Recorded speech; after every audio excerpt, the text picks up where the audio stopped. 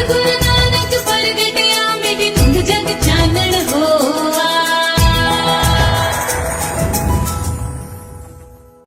ਧੰਨ ਧੰਨ ਸਾਹਿਬ ਸ੍ਰੀ ਗੁਰੂ ਗ੍ਰੰਥ ਸਾਹਿਬ ਮਹਾਰਾਜ ਜੀ ਦੀ ਪਾਵਨ ਤੇ ਪਵਿੱਤਰ ਹਜ਼ੂਰੀ 'ਚ ਸੱਜ ਬੈਠੀ ਗੁਰੂ ਪਿਆਰੀ ਸਾਧ ਸੰਗਤ ਜੀ, ਗੱਜ ਵੱਜ ਕੇ ਫਤਿਹ ਬੁਲਾਓ। ਵਾਹਿਗੁਰੂ ਜੀ ਕਾ ਖਾਲਸਾ, ਵਾਹਿਗੁਰੂ ਜੀ ਕੀ ਫਤਿਹ। ਅੱਜ ਪਰਮ ਪਿਤਾ ਪਰਮੇਸ਼ਵਰ ਉਸ ਅਕਾਲ ਪੁਰਖ ਰੂਪੀ ਧੰਨ ਧੰਨ ਸਾਹਿਬ ਸ੍ਰੀ ਗੁਰੂ ਨਾਨਕ ਦੇਵ ਪਾਤਸ਼ਾਹ ਜੀ ਦਾ ਮਹਾਨ ਪ੍ਰਕਾਸ਼ ਪੁਰਬ पूरी दुनिया बड़े चाह ते उत्साह नाल मना रही है।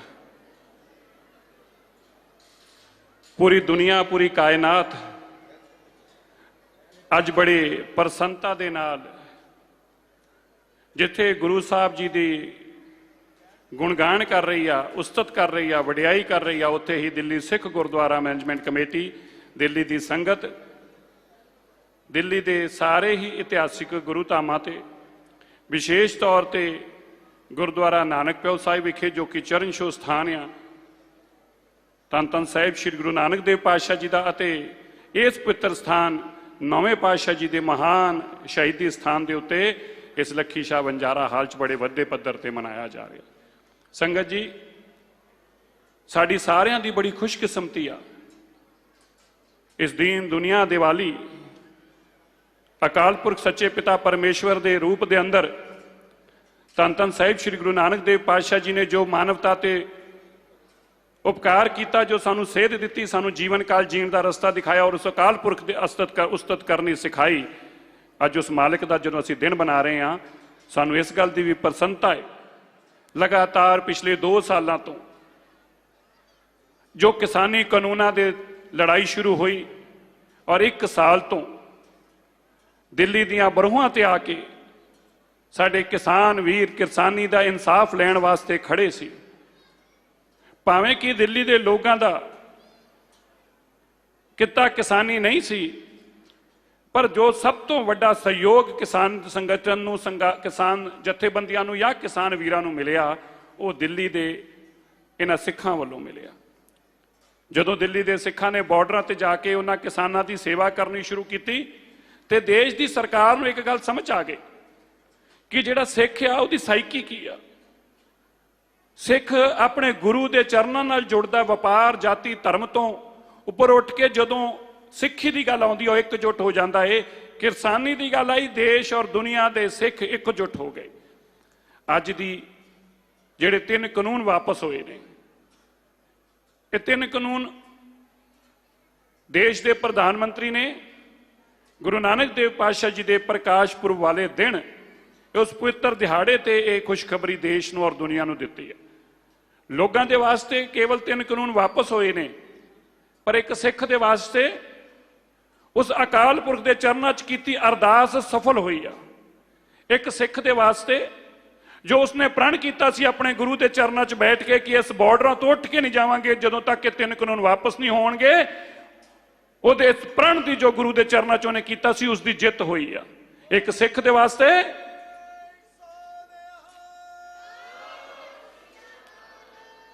के वास्ते ये बड़ी वड्डी अहमियत आ। शायद आज मौजूदा सरकारों को इस गल का एहसास जरूर होया होगा कि सिख की अरदास की अहमियत की आ, सिख सोचदा किवें आ।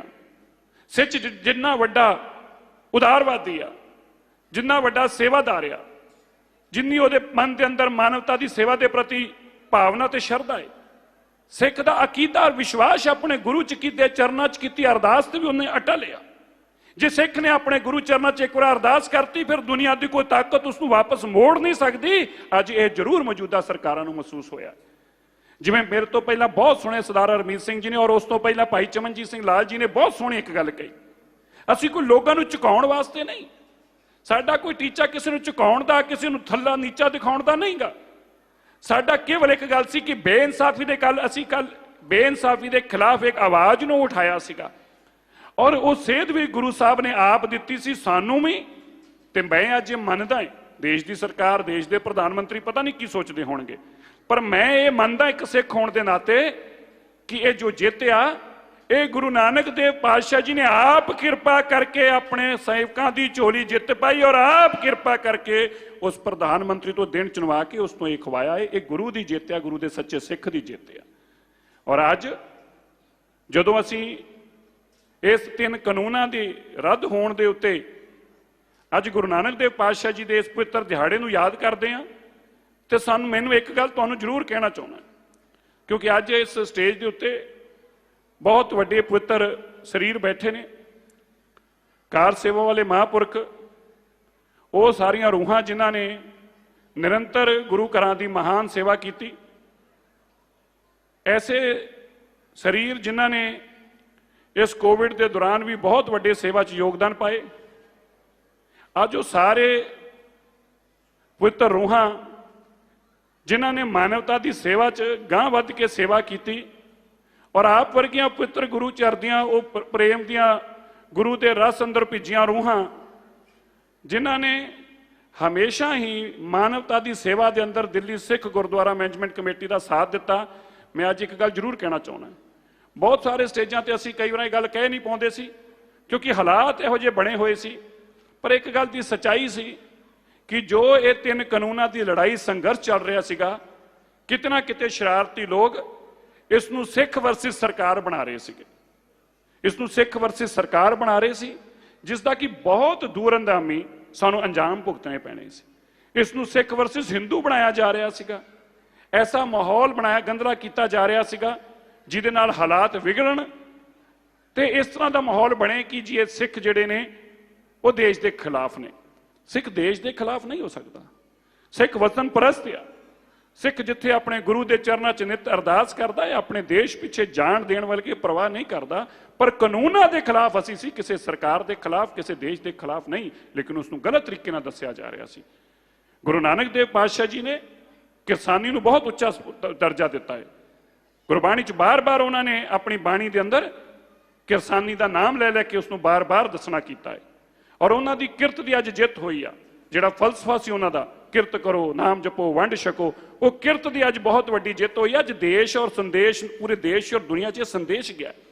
ਸ਼ਾਇਦ ਆਪਾਂ ਕਈ ਗੱਲਾਂ ਨੂੰ ਬਹੁਤ ਸਹਿਜ ਤਰੀਕੇ ਨਾਲ ਦੇਖ ਲੈਂਦੇ ਹਾਂ, ਸਹਿਜ ਤਰੀਕੇ ਨਾਲ ਸਮਝਣ ਦੀ ਕੋਸ਼ਿਸ਼ ਕਰਦੇ ਹਾਂ, ਪਰ ਮੈਂ ਤੁਹਾਨੂੰ ਇਹ ਜ਼ਰੂਰ ਅੱਜ ਕਹਿਣਾ ਚਾਹੁੰਦਾ ਕਿ ਜਦੋਂ ਅੱਜ ਨਹੀਂ, ਅੱਜ ਤੋਂ ਸੈਂਕੜਿਆਂ ਸਾਲ ਬਾਅਦ ਵੀ ਜਦੋਂ ਵੀ ਇਸ ਦੇਸ਼ ਔਰ ਦੁਨੀਆ ਦੇ ਸਭ ਤੋਂ ਵੱਡੇ ਸੰਘਰਸ਼, ਕਿਸਾਨੀ ਸੰਘਰਸ਼ ਦੀ ਗੱਲ ਕੀਤੀ ਜਾਊਗੀ, ਜਿੱਥੇ ਇਹ ਕਿਹਾ ਜਾਊਗਾ ਕਿ ਇੱਥੇ ਸਿੱਖਾਂ ਦੀ ਸਾਈਕੀ ਨਾਲ ਲੜਾਈ ਨੂੰ ਲੜਿਆ ਗਿਆ, ਗੁਰੂ ਘਰਾਂ ਦੀ ਮਹਾਨ ਲੰਗਰ ਦੀ ਪ੍ਰਥਾ ਨੇ ਇਸ ਸੰਘਰਸ਼ ਨੂੰ ਚਰਮ ਸੀਮਾ ਤੱਕ ਲਿਜਾਣ ਦਾ ਬਹੁਤ ਵੱਡਾ ਯੋਗਦਾਨ ਕੀਤਾ, ਉੱਥੇ ਇਹ ਵੀ ਗੱਲ ਕਹੀ ਜਾਊਗੀ ਕਿ ਜਿਸ ਦਿਨ ਇਸ ਸੰਘਰਸ਼ ਜਿੱਤ ਹੋਈ ਸੀ, ਗੁਰੂ ਨਾਨਕ ਦੇਵ ਪਾਤਸ਼ਾਹ ਜੀ ਦੀ ਕਿਰਪਾ ਵਡਿਆਈ ਦੇ ਸਦਕੇ ਹੀ, ਗੁਰੂ ਨਾਨਕ ਦੇਵ ਪਾਤਸ਼ਾਹ ਜੀ ਦੇ ਪ੍ਰਕਾਸ਼ ਪੁਰਬ ਵਾਲੇ ਦਿਨ ਹੀ ਇਸ ਕਿਸਾਨੀ ਸੰਘਰਸ਼ ਦੀ ਜਿੱਤ ਵੀ ਹੋਈ ਸੀਗੀ।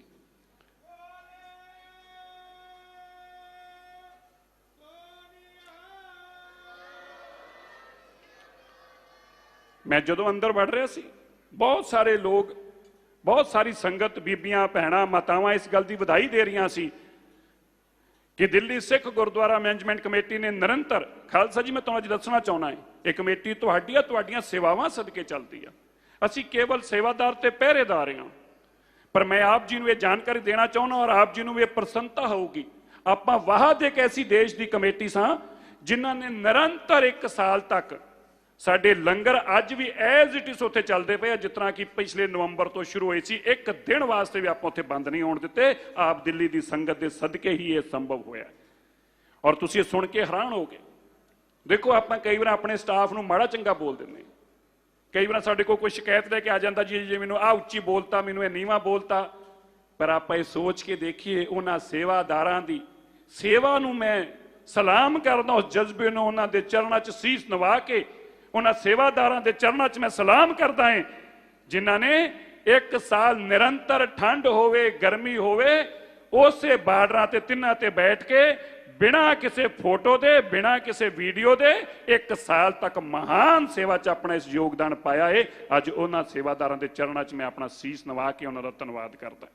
ਮੈਂ ਸਾਰੀ ਸੰਗਤ ਨੂੰ ਵੀ ਕਹੂੰਗਾ, ਉਹਨਾਂ ਸੇਵਾਦਾਰਾਂ ਦੇ ਵਾਸਤੇ ਆਪ ਵੀ ਇੱਕ ਜਕਾਰੇ ਦੇ ਰੂਪ ਦੇ ਅੰਦਰ ਉਹਨਾਂ ਸੇਵਾਦਾਰਾਂ ਦਾ ਧੰਨਵਾਦ ਕਰੋ ਜਿਨ੍ਹਾਂ ਨੇ 1 ਸਾਲ ਤੱਕ ਇਸ ਲੜਾਈ ਦੇ ਸੰਘਰਸ਼ ਨੂੰ ਜਿੰਦਾ ਰੱਖਣ ਵਾਸਤੇ ਸਭ ਤੋਂ ਵੱਡਾ ਯੋਗਦਾਨ ਪਾਇਆ ਹੈ।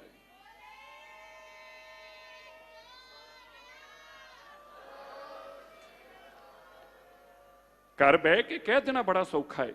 अजकल 100 रुपए का डेटा कार्ड मिल जाता है, 100 रुपए च अपलोड हो जाता है, जो जी करे फेसबुक ते बोल दो, किहड़ी किसी की अथॉरिटी लैण की लोड़ आ, किहड़ा किसी तो पुछण की लोड़ आ, जो जी करता बोल दो, जिन्हों जी करता गाना कट दो, जिन्हों जी करता करके माड़ा कह दो, कोई फर्क नहीं, कोई पुछदा ही नहीं।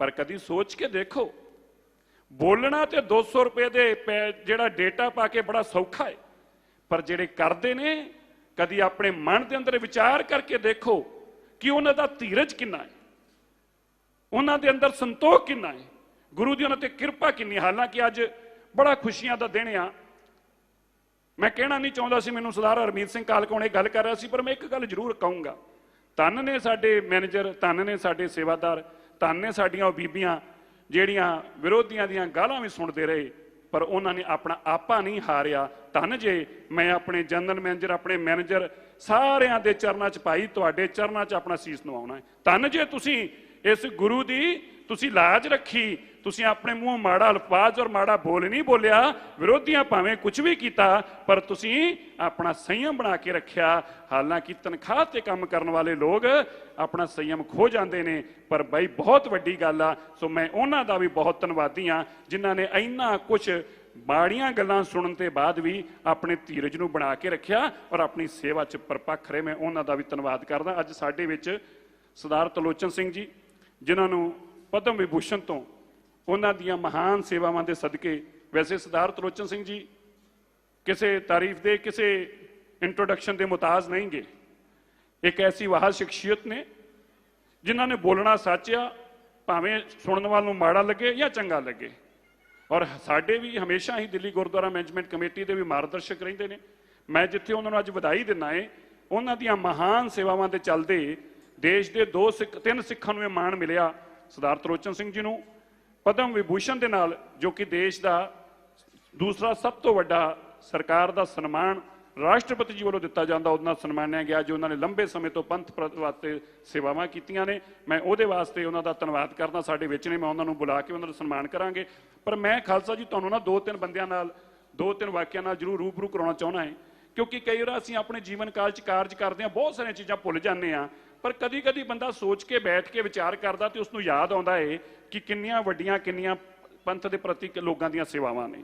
ਮੈਂ ਅੱਜ NDTV, ਤੁਸੀਂ ਦੇਖਦੇ ਆਪਾਂ ਸਾਰੇ NDTV ਨੇ ਪਿਛਲੇ 2 ਸਾਲਾਂ 'ਚ ਜੋ ਆਪਾਂ ਕਾਰਜ ਕੀਤੇ ਇੱਥੇ, ਭਾਵੇਂ ਕੋਵਿਡ ਦੇ ਦੌਰਾਨ ਲੰਗਰਾਂ ਦੀ ਸੇਵਾ ਹੋਵੇ ਜਿਸ ਦੀ ਪੂਰੀ ਦੁਨੀਆ ਦੇ ਅੰਦਰ ਉਪਮਾ ਤੇ ਵਡਿਆਈ ਹੋਈ, ਜਾਂ ਇਸੇ ਜਗ੍ਹਾ ਤੇ 400 ਬੈੱਡ ਦਾ ਹਸਪੀਟਲ ਬਣਾ ਕੇ 10 ਦਿਨ ਦੇ ਅੰਦਰ ਅੰਦਰ ਚਾਲੂ ਕਰਨਾ ਹੋਵੇ।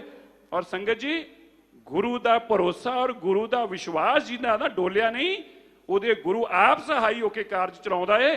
ਤੁਸੀਂ ਸੁਣ ਕੇ ਹੈਰਾਨ ਹੋ ਗਏ, ਅਸੀਂ ਮਹਾਮਾਰੀ ਦੌਰਾਨ ਵੀ ਇਹ ਗੁਰੂ ਦੀ ਕਿਰਪਾ ਦੇਖੋ ਤੁਸੀਂ, ਇਹ ਗੁਰੂ ਨਾਨਕ ਦੇਵ ਪਾਤਸ਼ਾਹ ਜੀ ਦੇ ਦਰ ਦੀ, ਗੁਰੂ ਤੇਗ ਬਹਾਦਰ ਸਾਹਿਬ ਜੀ ਦੇ ਦਰ ਦੀ, ਗੁਰੂ ਗ੍ਰੰਥ ਸਾਹਿਬ ਮਹਾਰਾਜ ਦਾ ਤਰਸ ਦੇਖੋ। ਇਸ ਮਹਾਮਾਰੀ ਦੌਰਾਨ ਜਦੋਂ ਡਾਕਟਰਾਂ ਨੂੰ ਵੀ ਆਪਣੀ ਜਾਨਾਂ ਬਚਾਉਣ ਦੇ ਖਤਰੇ ਪੈ ਗਏ ਸੀ, 400 ਮਰੀਜ਼ਾਂ ਦੇ ਹਸਪਤਾਲ ਦੇ ਅੰਦਰ ਇੱਥੇ ਜਿੱਥੇ ਤੁਸੀਂ ਬੈਠੇ ਜੇ, ਇਤਨੀ ਇੱਥੇ ਗੁਰੂ ਸਾਹਿਬ ਦਾ ਤਰਸ ਹੋਇਆ, ਐਡੀ ਕਿਰਪਾ ਹੋਈ, ਇੱਕ ਵੀ ਜੀ ਨੂੰ ਆਪਣੀ ਜਾਨ ਨਾ ਗਵਾਉਣੀ ਪਈ। ਜਿਹੜਾ ਆਇਆ 90 ਸਾਲ ਦੀ ਵੀ ਔਰਤ ਔਰ ਬੱਚੇ ਵੀ ਤੰਦਰੁਸਤ ਹੋ ਕੇ ਵਾਪਸ ਗਏ। ਇਹ ਮੇਰੇ ਮਾਲਕ ਦੀ ਕਿਰਪਾ ਤੇ ਵਡਿਆਈ ਆ, ਇਹ ਮੇਰੇ ਮਾਲਕ ਦਾ ਤਰਸ ਆ, ਜੇ ਕੋਈ ਸਮਝੇ ਤੇ। ਉਸ ਵੇਲੇ NDTV ਦੇ ਪਰਨਰ ਰੋਏ, ਜਿਹੜੇ ਕਿ ਵਰਲਡ ਦੇ ਅੰਦਰ ਬੜੇ ਰਿਨੋਨਡ, ਬੜੇ ਸਤਿਕਾਰਿਤ ਮੰਨੇ ਜਾਂਦੇ, ਬਾਕੀ ਤੇ ਸਰਕਾਰਾਂ ਦੀ ਚਾਹਪਲੂਸੀ ਕਰਦੇ ਚੈਨਲ ਨੇ, ਪਰ ਇਹ ਇੱਕ ਵਾਹਦ ਚੈਨਲ ਆ ਜਿਹੜਾ ਸੱਚਾਈ ਨਾਲ ਖਲੋਂਦਾ, ਜਿਹਨੇ ਸਾਡੀ ਹਮੇਸ਼ਾ ਗੱਲ ਕੀਤੀ ਆ, ਭਾਵੇਂ ਰਵੀਸ਼ ਕੁਮਾਰ ਹੋਣ ਜਾਂ NDTV ਦੇ ਪਰਨਰ ਰੋਏ ਹੋਣ। ਮੈਂ ਅੱਜ ਉਹਨਾਂ ਦੀ ਐਬਸੈਂਸ ਅੰਦਰ ਉਹਨਾਂ ਨੂੰ ਵਧਾਈ ਦਿੰਦਾ ਹੈ ਤੇ ਉਹਨਾਂ ਦਾ ਧੰਨਵਾਦ ਕਰਦਾ, ਕਿਉਂਕਿ ਬੁਲਾ ਕੇ ਤੇ ਹਰ ਕੋਈ ਗੱਲ 'ਚ ਸਰੋਪੇ ਪਾ ਦਿੰਦਾ ਹੈ, ਪਰ ਉਹਨਾਂ ਦੀ ਪਿੱਠ ਪਿੱਛੇ ਅਸੀਂ ਉਹਨਾਂ ਨੂੰ ਯਾਦ ਕਰਦੇ ਹਾਂ। ਤੁਹਾਡੀਆਂ ਸੇਵਾਵਾਂ ਅਣਥੱਕ ਨੇ। ਇਸੇ ਤਰ੍ਹਾਂ ਹੀ ਮੈਂ PTC ਦੇ ਰਵਿੰਦਰ ਨਾਰਾਇਣ, ਜਿਹੜੇ ਨਿਰੰਤਰ ਸਾਡੇ ਪ੍ਰੋਗਰਾਮਾਂ ਨੂੰ ਲਾਈਵ ਚਲਾਉਂਦੇ ਨੇ, ਹਰ ਵੇਲੇ ਸਾਡੀ ਸਿੱਖਾਂ ਦੀ ਗੱਲ ਨੂੰ ਦੁਨੀਆ ਤੱਕ ਪਹੁੰਚਾਉਂਦੇ ਨੇ, ਵਰਲਡ 'ਚ, ਅਮਰੀਕਾ, ਕੈਨੇਡਾ, ਇੰਗਲੈਂਡ, ਨਿਊਜ਼ੀਲੈਂਡ, ਹਰ ਜਗ੍ਹਾ TV ਚੈਨਲ ਅੰਦਰ। ਮੈਂ ਰਵਿੰਦਰ ਨਾਰਾਇਣ ਜੀ ਦਾ ਵੀ ਦਿਲ ਦੀਆਂ ਗਹਿਰਾਈਆਂ 'ਚੋਂ ਬਹੁਤ ਸ਼ੁਕਰਗੁਜ਼ਾਰ ਹਾਂ। ਇਸੇ ਤਰ੍ਹਾਂ ਟਾਈਮ TV ਦੇ ਸਾਡੇ CEO ਦਰਦੀ ਸਾਹਿਬ, ਹਮੇਸ਼ਾ ਹੀ ਕੌਮ ਦੇ ਪ੍ਰਤੀ ਤੁਸੀਂ ਉਹਨਾਂ ਦੀ ਵਫਾਵਾਂ ਦੇਖੀਆਂ, ਮੈਂ ਉਹਨਾਂ ਦਾ ਵੀ ਅੱਜ ਦੀ ਦਿਲ ਦੀਆਂ ਗਹਿਰਾਈਆਂ 'ਚੋਂ ਧੰਨਵਾਦ ਕਰਦਾ ਹਾਂ। ਸਰਦਾਰ ਰਜਿੰਦਰ ਸਿੰਘ ਚੱਢਾ ਜੀ, ਰਾਜੂ ਚੱਢਾ ਜੀ, ਜਿਨ੍ਹਾਂ ਦੀਆਂ ਬਹੁਤ ਵੱਡੀਆਂ ਸੇਵਾਵਾਂ ਨੇ, ਅੱਜ ਉਹਨਾਂ ਦੀ ਐਬਸੈਂਸ ਅੰਦਰ ਮੈਂ ਉਹਨਾਂ ਦਾ ਵੀ ਧੰਨਵਾਦ ਕਰਦਾ ਹਾਂ। ਔਰ ਇਸੇ ਤਰ੍ਹਾਂ ਸਰਦਾਰ ਵਿਕਰਮਜੀਤ ਸਿੰਘ ਸਾਨੀ ਜੀ, ਸਰਦਾਰ ਵਿਕਰਮਜੀਤ ਸਿੰਘ ਸਾਨੀ ਜੀ, ਜਦੋਂ ਵੀ ਕਿਤੇ ਪੰਥ ਨੂੰ ਲੋੜ ਪਈ ਆ, ਇੱਕ ਫੋਨ ਕਰੀਦਾ ਹੈ। ਜੇ ਅਫਗਾਨਿਸਤਾਨ 'ਚ ਜਹਾਜ਼ ਵੀ ਭੇਜਣੇ ਪਏ। ਸੰਗਤ ਜੀ ਗੱਲ ਧਿਆਨ ਨਾਲ ਸੁਣਿਓ ਜੀ, ਕਹਿਣਾ ਸੌਖਾ ਹੁੰਦਾ ਹੈ। ਫੋਨ ਕੀਤਾ ਸਾਨੀ ਸਾਹਿਬ, ਅਫਗਾਨਿਸਤਾਨ ਦੀ ਸੰਗਤ ਲੈ ਕੇ ਆਉਣੀ ਆ, 3 ਜਹਾਜ਼ ਚਾਹੀਦੇ। ਜਹਾਜ਼ ਬੱਸ ਦੀ ਟਿਕਟ ਦੇਣ ਲੱਗਿਆ ਲੋਕੀ ਨਾਮ ਲਿਖਾ ਲੈਂਦੇ ਨੇ, ਬੱਸ ਦੀ ਟਿਕਟ ਦੇਣ ਲੱਗਿਆ 3 ਜਹਾਜ਼ ਭੇਜੇ, 3 ਜਹਾਜ਼ ਭੇਜੇ ਇੱਕ ਫੋਨ ਉੱਤੇ। ਸੋ ਐਸੀਆਂ ਪਵਿੱਤਰ ਰੂਹਾਂ ਨੂੰ ਗੁਰੂ ਸਾਹਿਬ ਹੋਰ ਬਲ ਬਖਸ਼ਣ ਕਿ ਉਹ ਇਸੇ ਤਰ੍ਹਾਂ ਮਾਨਵਤਾ ਦੀ ਸੇਵਾ, ਪੰਥ ਦੀ ਸੇਵਾ ਕਰ ਸਕਣ। ਮੈਂ ਉਹਨਾਂ ਦਾ ਵੀ ਧੰਨਵਾਦ ਕਰਦਾ ਹਾਂ। ਅੱਜ ਸਾਡੇ ਵਿੱਚ ਰਾਜੀਵ ਜੁਨੇਜਾ ਜੀ ਮੈਨਕਾਈਂਡ ਦੇ ਕੰਪਨੀ ਦੇ CEO ਨੇ।